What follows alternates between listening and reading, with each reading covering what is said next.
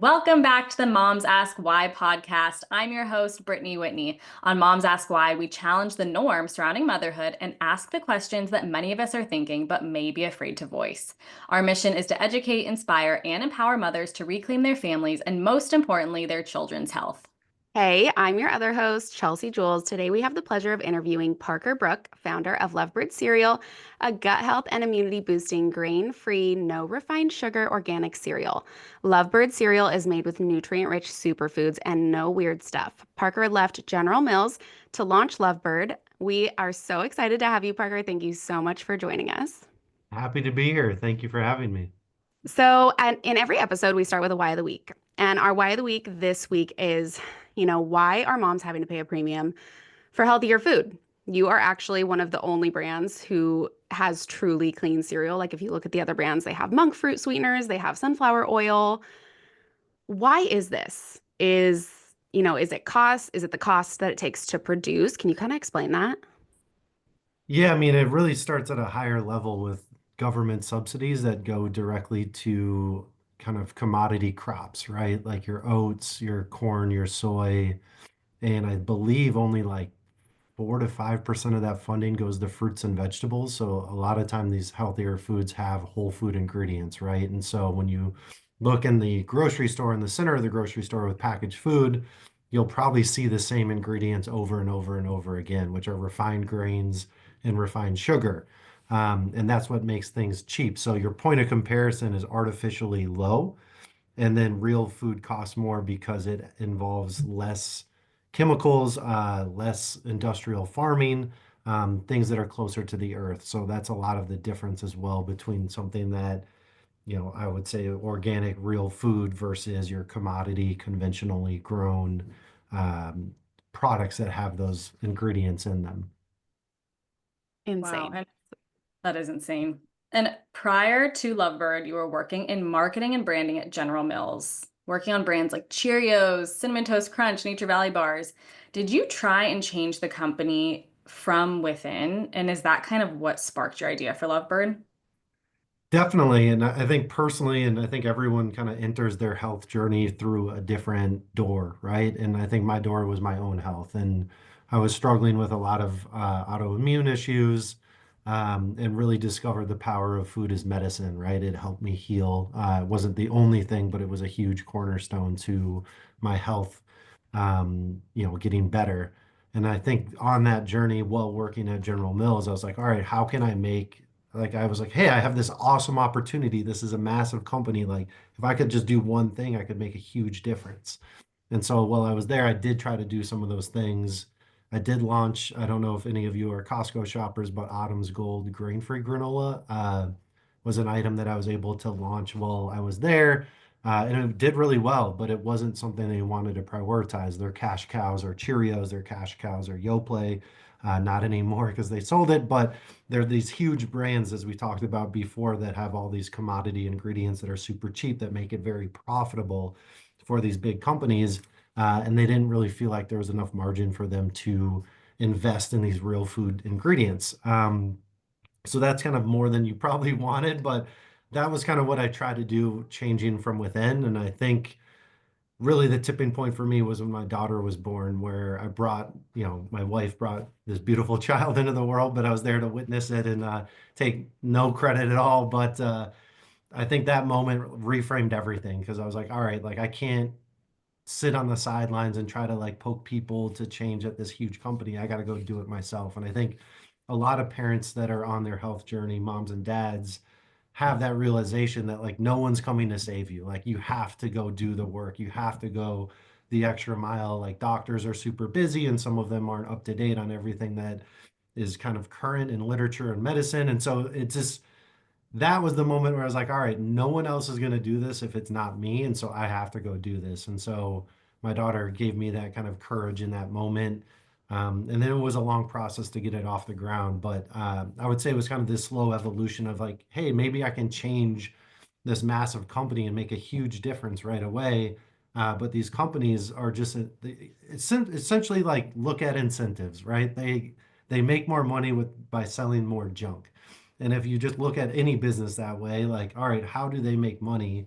And does that align with health outcomes? And I think it's clearly not, right? And so I had to step outside of that and create something from the ground up. And I also wanted to run it in a certain way where I wouldn't be beholden to investors or some big corporate parent. So Lovebird's 100% owned by me. So there's no one else telling me what to do or telling me to cut a corner or having to do this so I could sell to General Mills in 3 years. A lot of companies, I think, if you as you've seen in the news recently, like Simple Mills, which is one of my favorite brands too, sold to another big company that makes Wonder Bread.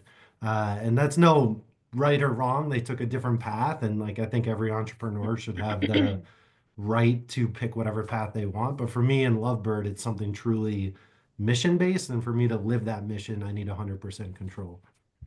So would you never sell, Parker? I'm so curious. Like, would you, or is it like a never say never? I mean, I would say never. I mean, that's not my goal, right? I think my goal is to really create change through food. And I think if we go back to even the origin story of Lovebird, that was founded on the belief that no one else is going to do this if it's not for me. Like even some of my favorite brands Yeah. that have been around have sold. And like that's not I'm not here to I think they should celebrate that, right? Like that's a huge accomplishment, but I just have a different mission. And so I think for me to sell, like it's not just building a business. I get people get bored with that. For me, it's like I genuinely wake up and I'm like, hey, I'm making a difference and I'm cleaning up junk food. And the second I sell, having been on the other side of a big company, working for a big company and seeing these small brands come in, it just never works. I mean, Laura Bar was owned by General Mills and it's deprioritized. It gets no funding. It's just very small in comparison to the billions of dollars Cheerios generate. So I think for me to fully live my mission, I can't sell. It might evolve my mission, right? I think it might evolve into new products. It might evolve into new mission work above and beyond while still including childhood cancer and really how can I help all kids everywhere? And I think that to me is like the next evolution of Lovebird.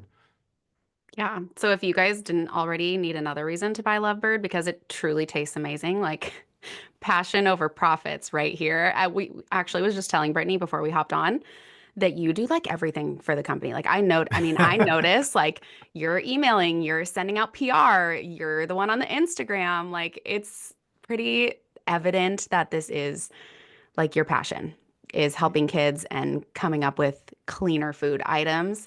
You just mentioned Simple Mills. So most food swaps like Siete, Simple Mills, they have something in common with you, which is the cassava root. Can you kind of tell us, like when we were doing research, we found like the top countries that produce cassava root. It's like Africa is number one, then Asia, then South America. Can you talk to us about cassava? What is cassava? Why did you choose that as your base? And we can go from there. All right, let's have some fun. This is a 4-hour podcast, right? It is for But you, Parker. but cassava is a very interesting vegetable. It's a root vegetable, I think originated from South America, but now grown all over the world. It's very drought resistant, relatively easy to grow, so very sustainable. And as a result, it's become pretty popular with diets, I think starting with paleo and grain free.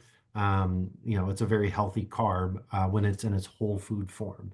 And I think for me, using cassava, it's an ingredient I used a lot in baking on my health journey, and it was something I was very comfortable with. Very clean, naturally grain-free, naturally gluten-free, and has a lot of resistant starch, which helps kind of balance your blood sugar.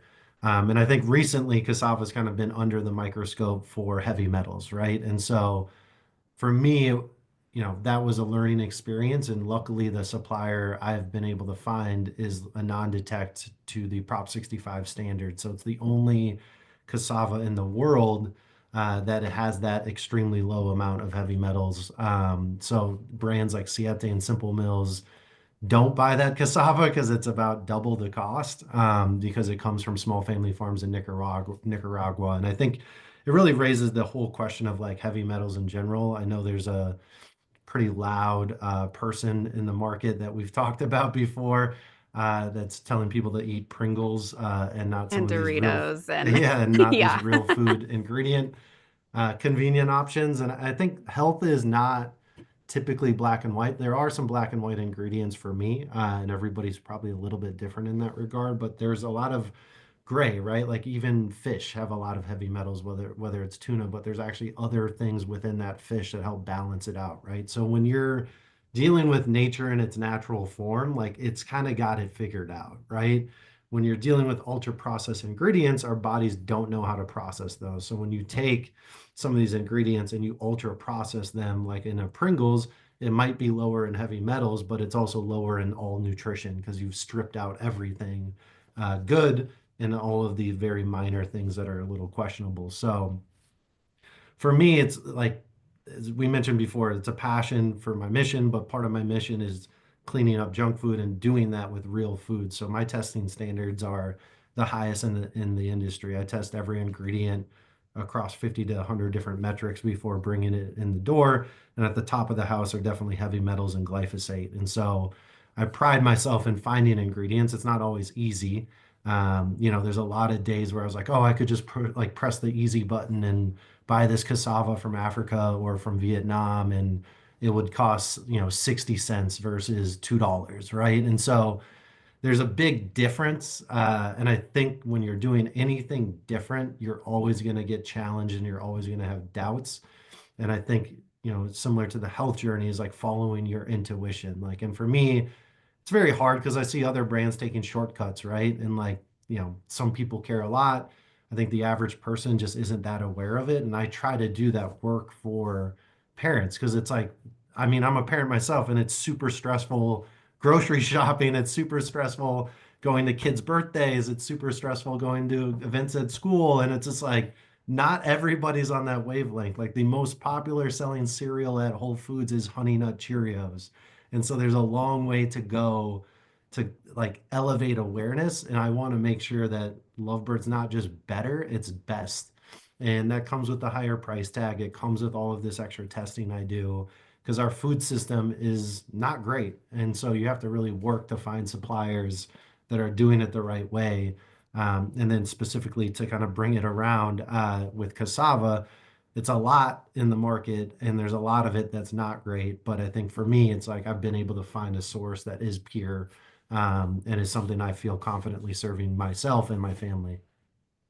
That's amazing. And you said Honey Nut Cheerios, and I literally bring a box of Lovebird with my daughter to school because Honey Nut Cheerios is one of their snack items. And I handed it to the teachers and I said, can you please replace it with this? And I said, I'm happy to get it for the class. And they were like, well, we can't do that. But I'm just so happy that you made an alternative for parents. And it looks the same. My daughter has no idea that she's not like eating the same thing that her peers are eating.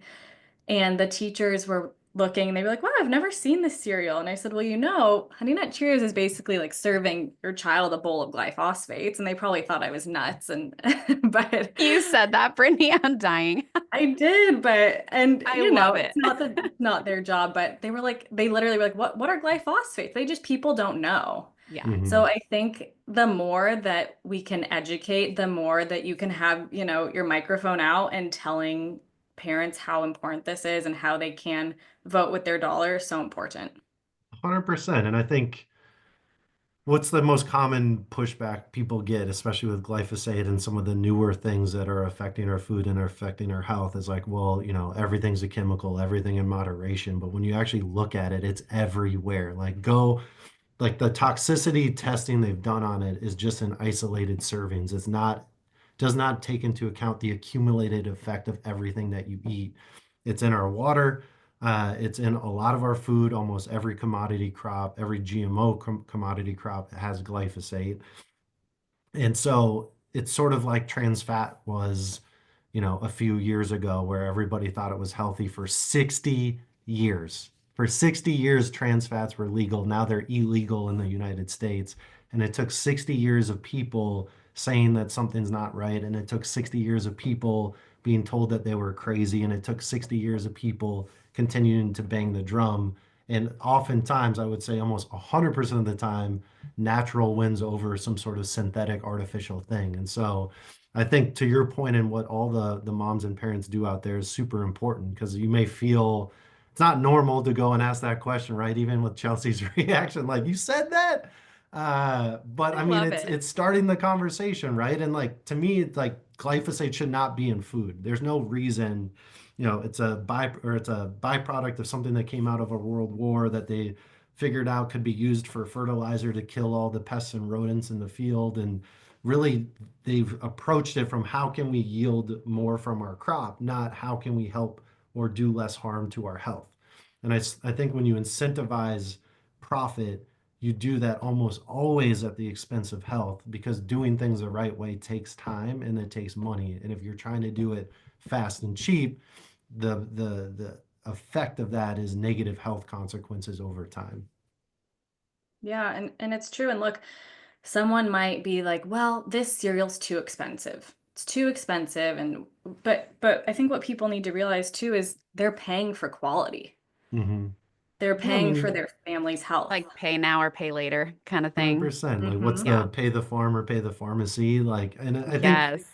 what and it's funny, I just had an email exchange with a customer, as Chelsea pointed out. I run all of our customer service, the good and the bad. I tell you, there's a lot of great people out there, and there's a lot of interesting people out there too. But this person was kind of like, "Why is this so expensive?" And we went back and forth, and finally, I just had to lay it all out for her. I was like, "Listen, I used to work at a big food company that sold Cascadian Farm or whatever you're talking about." And I will tell you, General Mills makes a lot more money on every box of Cascadian Farm they sell than I do on Lovebird because what you're paying for are the actual ingredients. When you pay for Cascadian Farm, even though the absolute price is lower, the amount of food you're getting is much, much lower because they're all commodity crops. There's probably only 20 to 30 cents worth of food in that box. The rest of it is packaging, the rest of it is marketing, the rest is profit for that company. For me, like almost all of your money is getting spent on food. And I think that's the difference. It's not like, hey, it costs more, so Lovebird's making more money. It costs more just because of the ingredients. And so if you are going to say that quality costs more, then like, yeah, that makes sense. But a lot of people are stuck in this, hey, this cereal is cheaper, then yours is more expensive. And it's like, well, the reason why are the ingredients, as you exactly said, the quality costs more, the testing and finding farmers that do it the right way cost more. And in the end, over time, that will have positive effects on your health and certainly won't have negative health outcomes like eating cheap boxes of cereal with glyphosate in it does. It's funny, like nobody would look at this like in this light if we were talking about like cars, for example, right? Or like laptops, like whatever you want to, purses, whatever you want to say. Like you can go to TJ Maxx and get a nice purse, but is it going to be the same as a luxury quality? Like if you were to go to like a name brand or something else that's made with really nice leather, like nobody questions that, but then they question if the box of cereal is worth it. It's like, well, the quality is going to be a lot better. So. Yeah. And I would say like fashion does have like crazy markups, like food, like not many people are like getting like rich selling food, right? Like it's typically a low margin business. I'm doing it to make a difference and clean it up. But yeah, I mean, like things that cost more in the grocery store just cost more because of ingredients. Like that's pretty much it. And I listened somewhere that you got laughed out of the flavor houses when you were coming up with the flavors for Lovebird. Can you tell us about that? Yeah, I mean, I think that highlights the industry as a whole, right? There's a playbook. It's use commodity crops that are cheap and then use the cheapest way to flavor it to make it addictive, right? And the bigger companies have a lot more food scientists to do the right calculation and find what is called the bliss point, like the point in which you just want to keep eating it, right? And Doritos and things like that, or Fruit Loops. They've kind of engineered those products to be addictive. And so when I went to a flavor house, I was like, hey, I want to make this cereal, and here are the ingredients I want to use. And they're like, you want to use real honey? Like, are you crazy? Like, no one's going to pay for that. And you just can't do it. You're going to have to use a lot of honey to even have it taste good. And I was just like, yeah, I mean, that's what I want to do. Like, if I were to make cereal in my house, like I'd want to make it with the best ingredients and also have it taste good. There should be no trade-off. And they just kind of laughed at me because their whole business is to sell artificial and natural flavors, which if you're pay attention enough to the food and food trends, like new things just replace old things, right? And so artificial flavors were the rage for the longest time because it was a cheap way to make something taste addictive and taste really good. And then there's a lot of backlash with artificial flavors because they're crude oil derived. They're literally from oil. Um, and petroleum, which is almost in everything, and that's a whole other podcast for some day. But uh, then natural flavors like came to be, right? And it's like, oh, it must be better because it's natural. And it's like, all right, like the source material is not crude oil, but all of the processing, all of the solvents, all of the carriers, all of the things they do to convert that oil now are being used to convert that. I think there's like a beaver anal gland that's used in some of these natural flavors. Like it's natural, but it's not like, hey, it's Wait, a fresh what? lemon. Yeah, there's a whole tangent. Like I post about it from time to time. So like these flavors like still aren't natural, and like you could argue about how it's made and the processing and the chemicals, and they can contain up to 100 different ingredients, really just chemicals, to make that thing have the aroma and taste of vanilla or of whatever the taste of like Trix is, fruity, whatever name is for that. But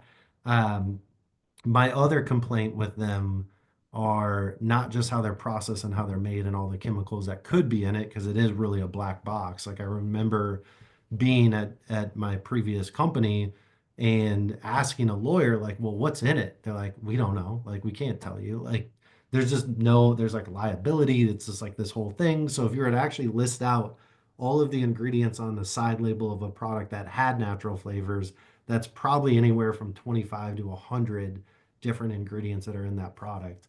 And I think there's that part of it, but then the other part of it, it's almost always in food that's not good for you to begin with. Like no one's putting natural flavors into bananas or natural flavors into broccoli. Sometimes I wish they would so my kids would eat it all the time and that maybe there's some positive to that, but it's almost always paired with refined grain and refined sugar, which are, obviously undebatably not good for your health. Almost every health journey is like cut those things out of your diet. And so, to me, like getting laughed out by those flavor houses was just validation. But as I mentioned before, it's like every step of my journey and every step of anybody going through a health journey, you will be questioned and you will be asked why, and you will run into barriers. And it's just like, all right, intuitively, this is what I want to do.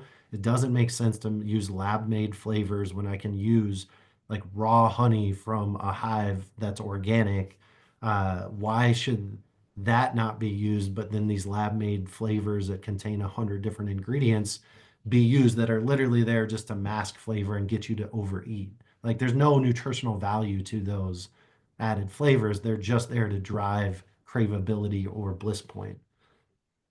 Yeah, that's such a Yeah. good reminder. I get that question all the time. Like, why are we avoiding citric acid? Why are we avoiding natural flavors? And for any mom that doesn't know, or any dad that's listening, mom or dad who's listening and doesn't know, like these can be endocrine disruptors, which are like basically your hormones. They can cause, hyperactivity in children. So brain fog, just going down the list, if people are listening and they're like, wait, why should we avoid these? They're natural. We don't even know what's in it. Just like you said, Parker, like we don't even know, the lawyer that's that's approving these doesn't even know what's in the natural flavor label, right? Is that what you said? Yeah, I mean Okay. it's something like as I mentioned before, like there's some things that are health and for me that are like black and white. Like I would never like refined carbs, like glyphosate crops, things like that for sure, never. And like natural flavors, I'm like, there's so many alternatives that like you really shouldn't ever have to eat them. Like, yeah, there's a lot of like popular products that use them and, time to time, whatever, but there are so many other products that don't use them now that you have choice and you have a choice to vote with your dollar. And I think that's ultimately what drives change. I mean, as I said before, like no one's going to make you healthy. No one's going to make sure your family's eating healthy if it's not you.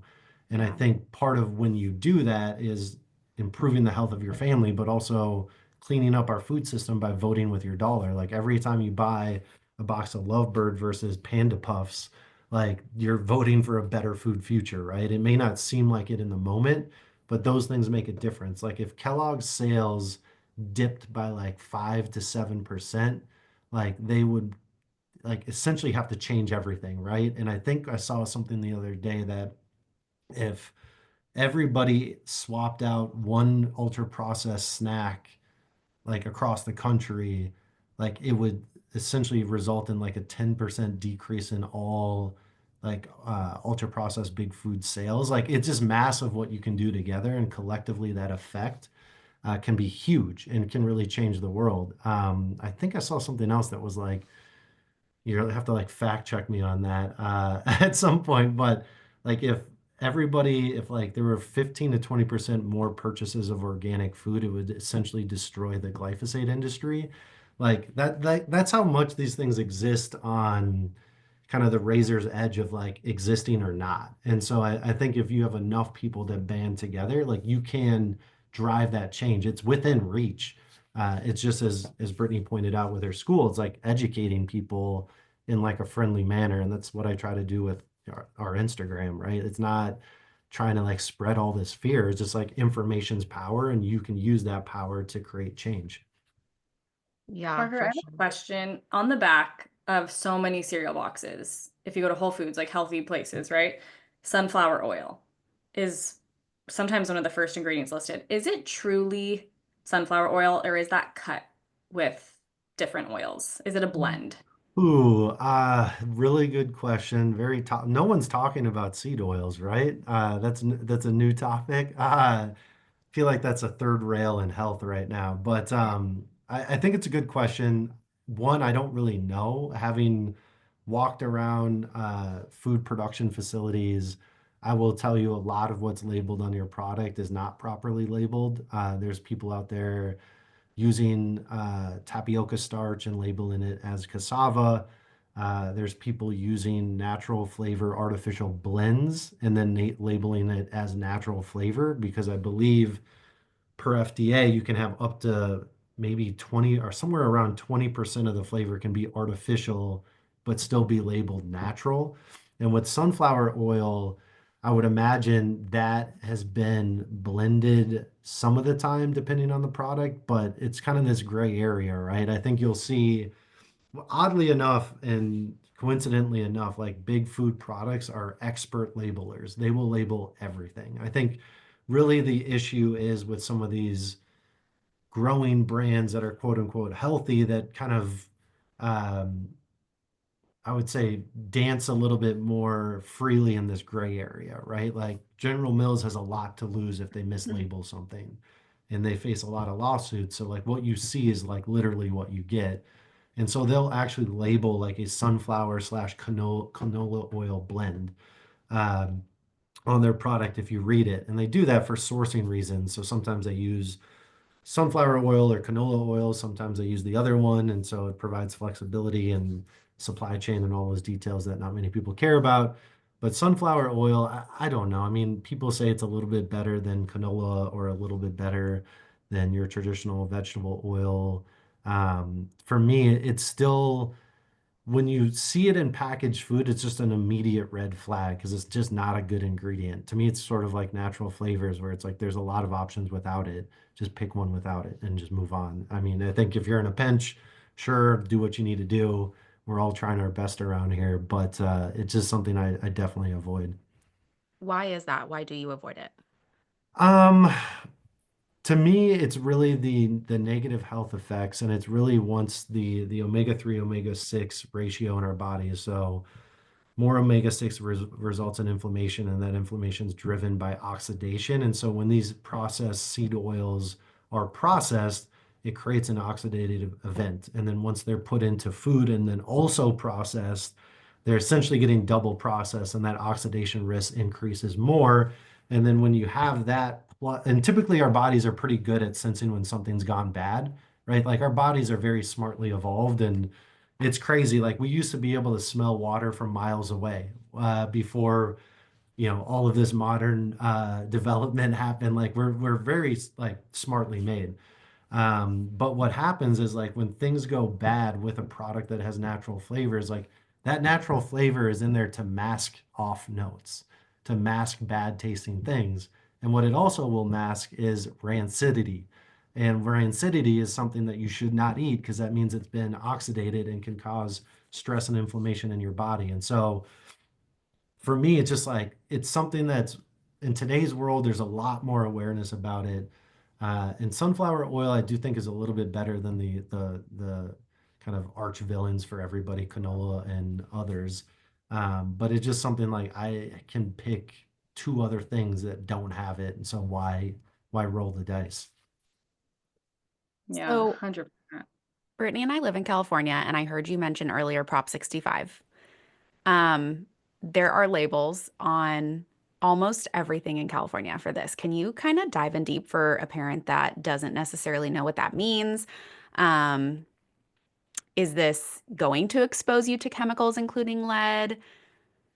Lovebird doesn't have this on their packaging. Can you explain Yeah, that a little bit this more? is this is a fun journey for sure. So Prop 65 was created in California to essentially limit the amount of lead, arsenic, mercury, and cadmium in food and maybe some other heavy metals, but those are like the four main ones.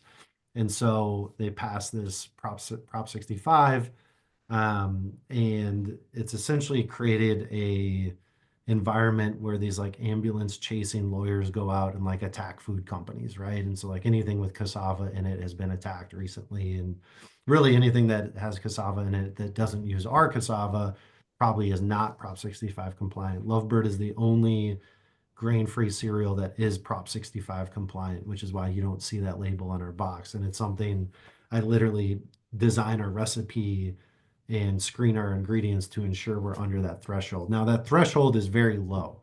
If you compare it to the EWG standard or to other countries, Prop 65 is very restrictive. So for me, it's like if you're under Prop 65, like that's like best of the best. That doesn't mean that some ingredients or products that are slightly above it are bad. All it means is like, hey, you as a person look at your total diet and start adding things up. And if you're eating a ton of dark chocolate and drinking a ton of coffee, um, coffee technically is not Prop 65 compliant, but I think they banded together to like rewrite the Prop 65 rule around coffee. And I think the cocoa industry is trying to do the same thing because it's just naturally occurring in coffee beans and also in cacao.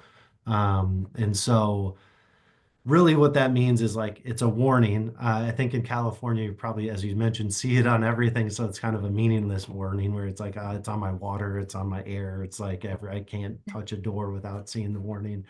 And I get that it's a little, anxiety driving, but I think it means well. I think other brands just kind of look at it as, yeah, like, so what, a yellow light, and they just keep driving. But for me, it's like, hey, if I can make a product that's compliant to the strictest standard in the country, and I've even taken it a step farther that Lovebird is compliant to the European Commission standard, which is 20 parts per billion of any of those heavy metals, whereas the calculation for Prop 65 is a little complicated, but it's anywhere from 50 to 60 parts per billion. And that's already a pretty microscopic amount.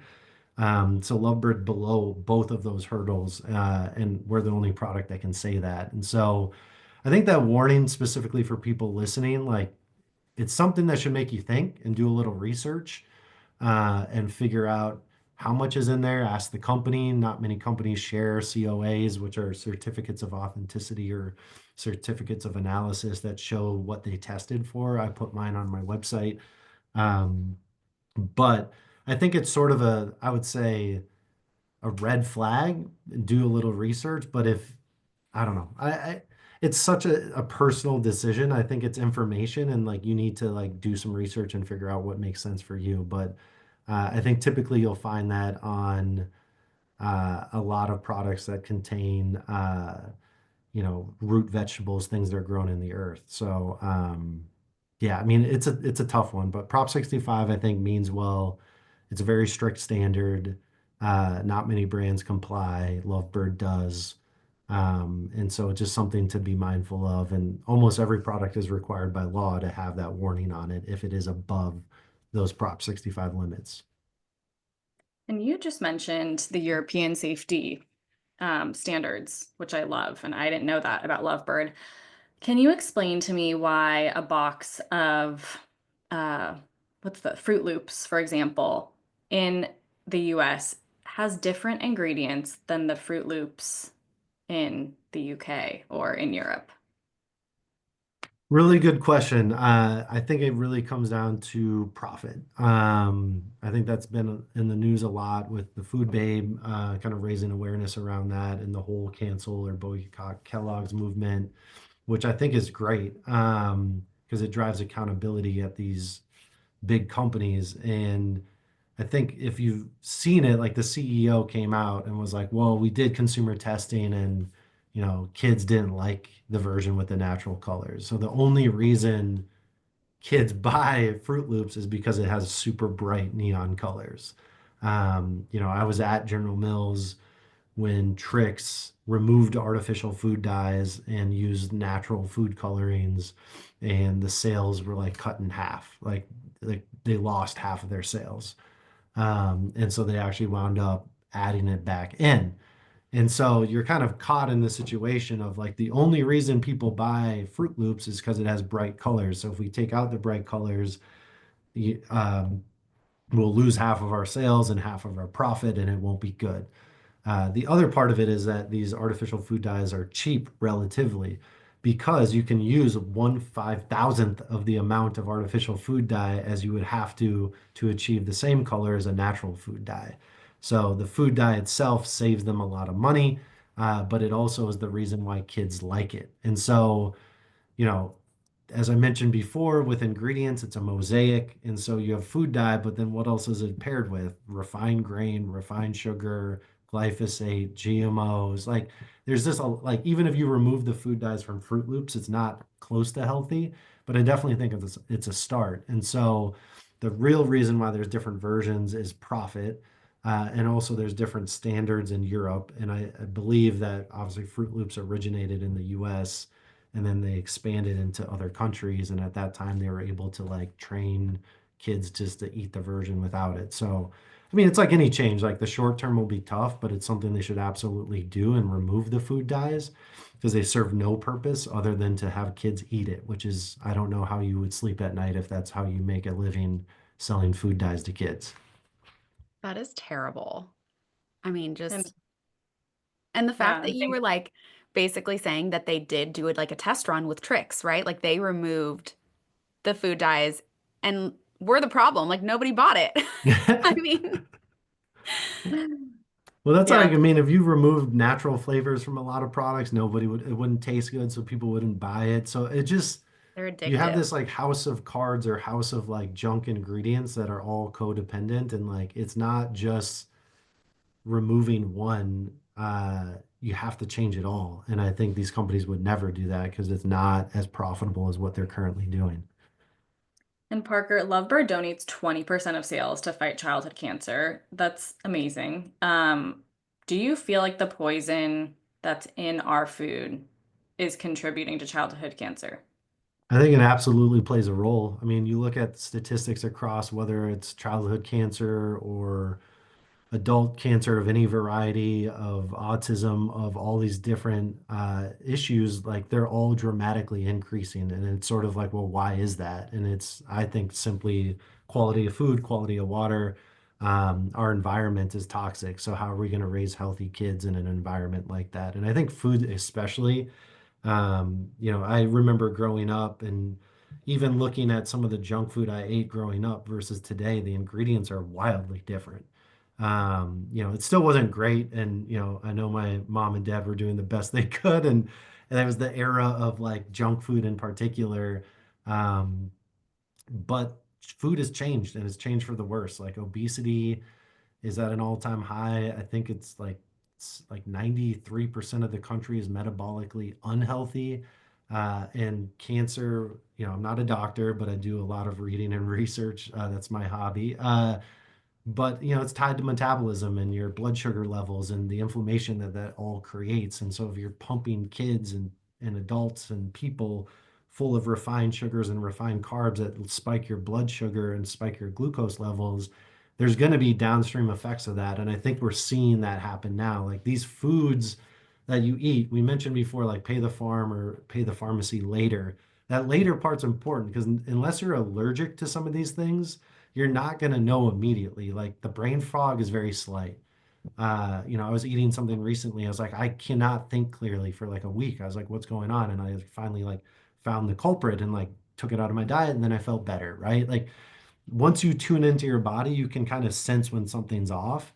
And I think a lot of people just accept the fact that they have to take ibuprofen once a day just to function, or accept the fact that getting older means my joints hurt every day. And I don't think that's the norm. And I think it's become the norm. And I think it's driven by this low grade inflammation fueled by food and fueled by our soil and fueled by our water. There's a lot of things that have gone unchecked. And I think now is an exciting time to see what happens to start cleaning some of that up. What did you take out of your diet? It was some product I didn't even know had like natural flavors in it. Mm. And like I don't know, I'm usually pretty diligent, but it like was a brand I trusted and it was one of their new products and it was just like, oh, I wasn't expecting that, right?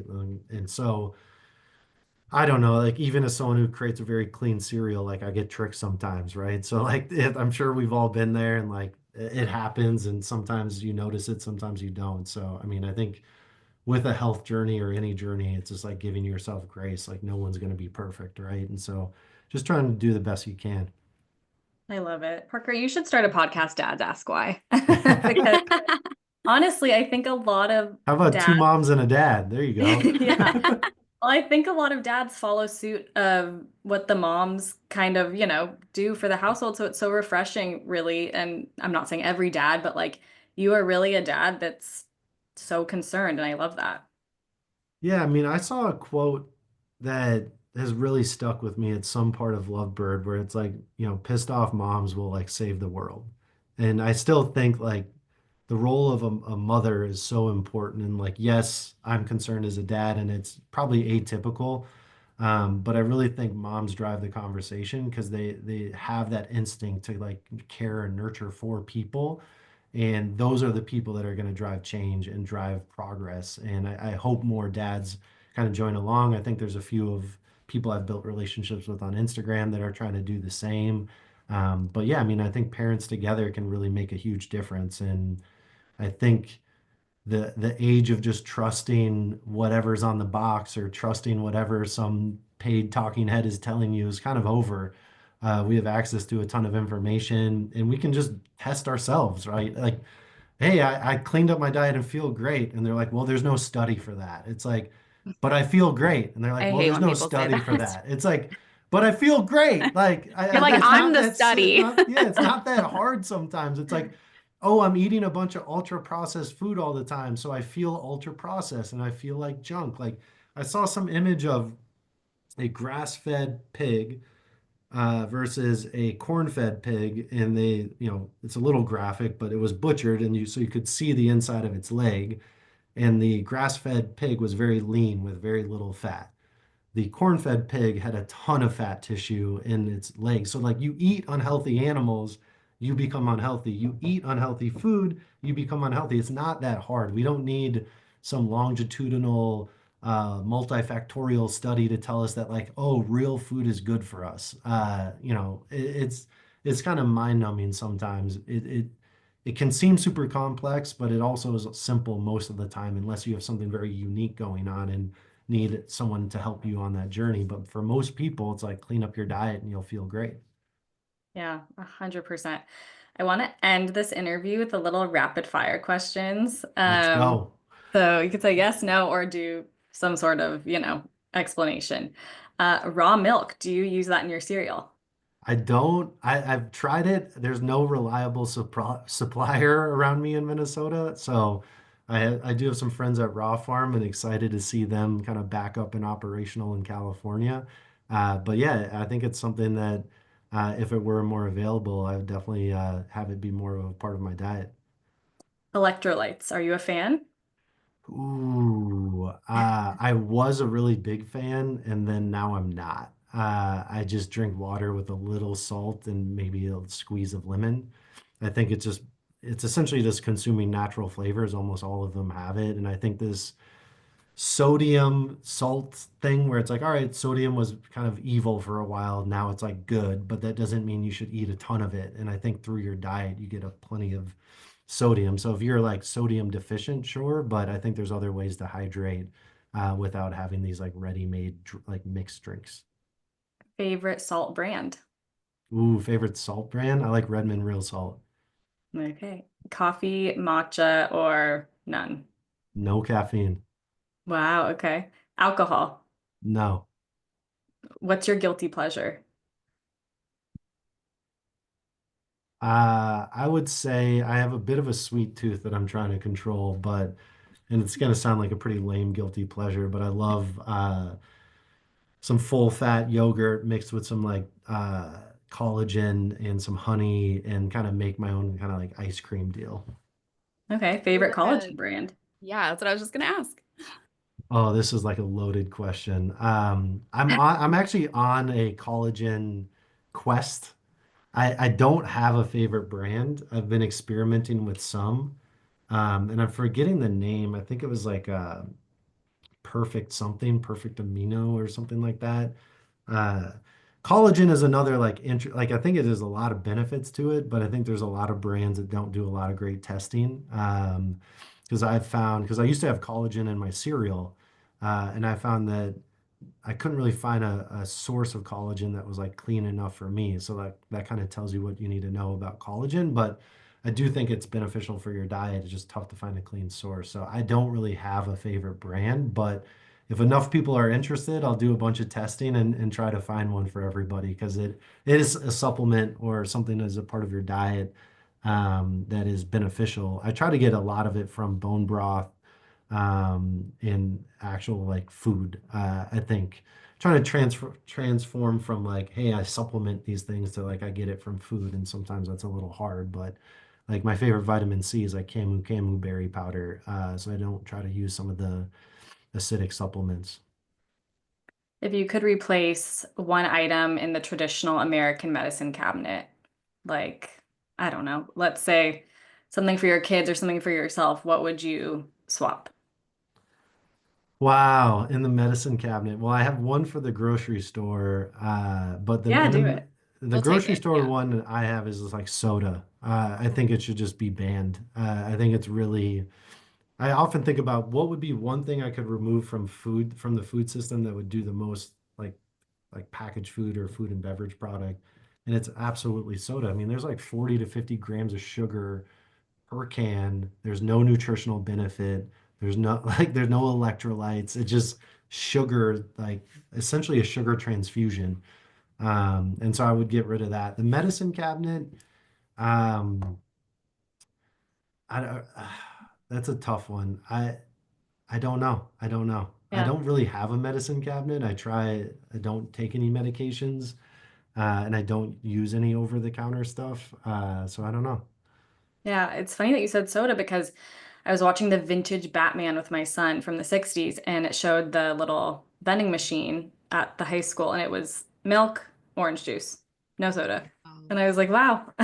Well, there was a study that was milk was more hydrating than water than orange juice. Like I think there's a lot of benefits to milk. I think we've had similar to grains and commodity crops, like we now have commodity milk, and it's essentially just water, right? And so, I think our food system should evolve from this World War II era. Everything needs to be super sterile and you know, safe, while we lose all our nutrition, where we can make things that are nutritious that are still safe. So, yeah, I mean, it's crazy. Like you said in that Batman episode, the school, don't, you didn't even get me started on school lunch or school breakfast, but for anyone listening, you're going to hear it here first or whenever this airs. I'm expanding our school breakfast swap program to any school outside of public schools. So if you're part of a charter school or a private school, essentially I will swap Lovebird for whatever school you're currently buying at cost. So I'm not making any money off of this. It's just to give an option for schools to swap. I think the issue I ran into with K through 12 or schools that take National School Breakfast Program funding is it is required by law to have whole grains in it. And as a grain-free cereal, you could imagine that doesn't really add up. And I explored developing a cereal specifically for these schools, but I couldn't do something that adheres to my standards. And so I'm expanding that program. And I want to make it available to everybody, even if you homeschool, if there's like a consortium of people, enough people, I'm happy to help out with anybody that's currently buying junk cereal. I want to swap it out for Lovebird at cost. It'll still cost you money, but I don't make any money off of it, so at a pretty big discount. So want to make That's sure that that's out there too. So we're breaking news here on the Moms Ask Why podcast. Breaking news. I love it. I That's love incredible. it. That's amazing. Thank you so much, Parker. Where can people purchase your cereal? Where can people follow you on Instagram? And you guys, Parker is giving Moms Ask Why listeners 20% off. So there's no excuse now. If you haven't tried Lovebird, now is your chance. So at checkout, put moms20 and that will be the code. But Parker, tell us, where can people buy Lovebird? Give us your handles. Yeah, you can find us on Instagram at Eat Lovebird. You can find us at lovebirdfoods.com. You can find us on Amazon, Whole Foods, Sprouts. We have a store locator on our website as well. So pretty much any natural food store and some of your kind of typical supermarkets too. But yeah, hit the store locator up on the site. Wherever you buy it is fine by me. Parker, thank you so much. And just thank you for changing our food. We really appreciate it. Well, yeah, thank you for having me and thank you for having these conversations. And also thank you for asking why. I think always trying to be a perpetual toddler, like ask why about everything, because like what you'll find out quickly is like not many people know what's going on. So thank you for having me. It's so true. Thank you guys for listening. Check us out. Drop your email at www.momsaskwhy.com.